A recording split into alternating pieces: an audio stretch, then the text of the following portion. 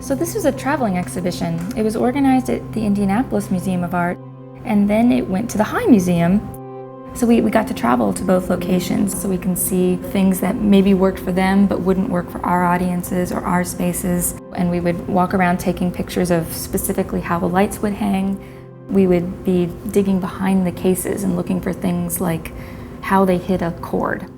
There's a lot more information that sometimes you wouldn't even think to ask unless you were there to see it in person. So we do a lot of fancy things on computers here, but sometimes there's no substitution for playing around with the model. We're very visual people, and you get a really good sense of proportions when you work on a model like this. Right now this looks very messy because we're at the very beginning and we haven't started at all with spacing out where we want objects to go. So first the designer makes these little models that represents each object. This little square represents the width and the depth of the object, even though it's a very odd shape. And then we have the height represented here. So if we were to block it up against the wall, we can see how much floor space it takes up and the height.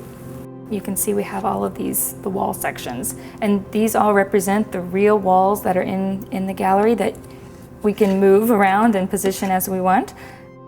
You kind of just need to clear everything out of your mind and spend, hours here with the model. Mostly myself, the curator, and the exhibition designer will block off afternoons and we'll sit here and we'll play and we'll drink some tea, and it really is one of the most fun parts of the job.